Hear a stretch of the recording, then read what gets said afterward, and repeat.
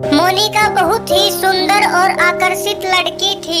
उसे जब कभी भी कोई देखता मानो कि जैसे उसकी खूबसूरती का दीवाना हो जाता। वह कॉलेज जाती थी, कॉलेज में भी वह चर्चा में रहा करती थी। संजय नाम का युवक उसके कॉलेज में उसका दोस्त था, जिसके साथ उसे बातें करने में बहुत दिलचस्पी हुआ करती थी। संजय कहीं ना कहीं मन ही मन उसे चाहने लगा था।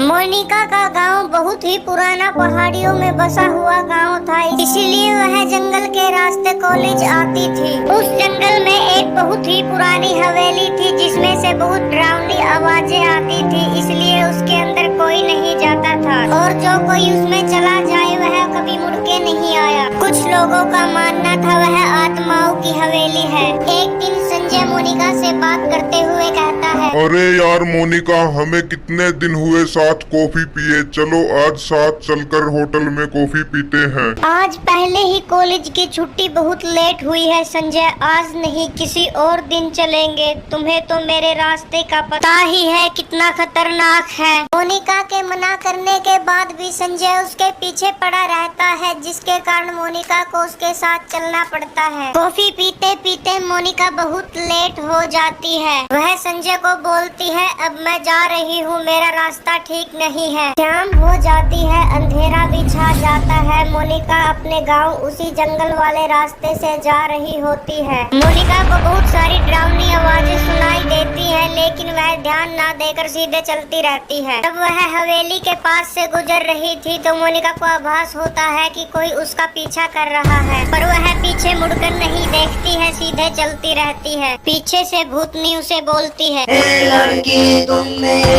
इलाके में से मुझसे मिले बिना ही जा रही हो। तभी वह भूतनी काले कपड़े वाली चुड़ैल में बदल जाती है। आखिर कहाँ जाओगी मुझसे बचकर?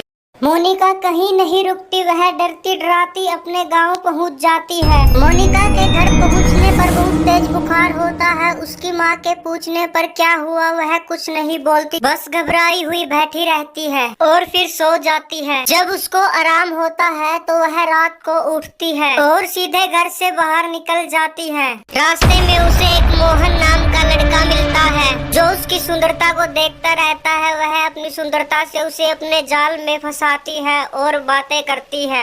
अरे मोनिका, तुम कितनी सुंदर हो। अरे मोहन, तुमने मेरी सुंदरता देखी कहाँ है? अगर देखनी है तो आज जंगल में आ जाना शाम के टाइम। पर जंगल में ही क्यों, कहीं और क्यों नहीं? इतना बोलकर मोनिका वहाँ से चली जाती है। मोहन सोचता है और किसी दिन तो यह मोनिका मुझे भाव नहीं देती, आज तो मेरे मजे हो गए, चलो देखते हैं, जो होगा देखा जाएगा। मोहन शाम होते ही जंगल में हवेली की तरफ चल पड़ता है। मोहन वहाँ पहुंचकर देखता है कि मोनिका छत के ऊपर बैठी है। मोनिका नीचे कूदकर अंदर चली जाती है, वह भी उसके पीछे पीछे अंदर चला जाता है। अरे वाह मोनिका, इससे अच्छी जगह मिलने के लिए कोई हो ही नहीं सकती। उसके बोलते बोलते मोनिका एक चुड़ैल में बदल जाती है। अरे बाप रे, ये क्या धोखा, मर गया आज तो। अब तुमको मुझसे कोई नहीं बचा सकता। और तभी चुड़ैल वही मोहन को मार गिराती है।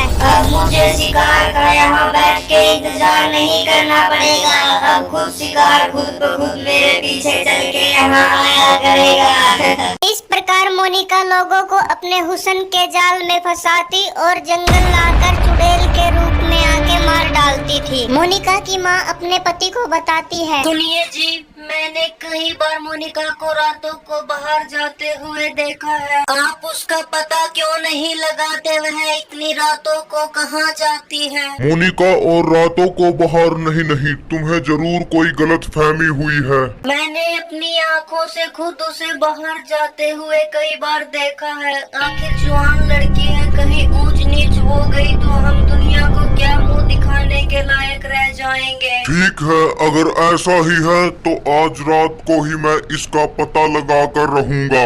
रात को मोनिका बिस्तर से उठकर बाहर निकल जाती है। उसका पापा भी उसका पीछा करता है। वह उसे जंगल की तरफ जाते हुए देखता है। वह भी छिप छिपा कर उसके पीछे पीछे चलता रहता है। मोनिका हवेली के पास पहुंच जाती है और वह उसके अंदर चली जाती है।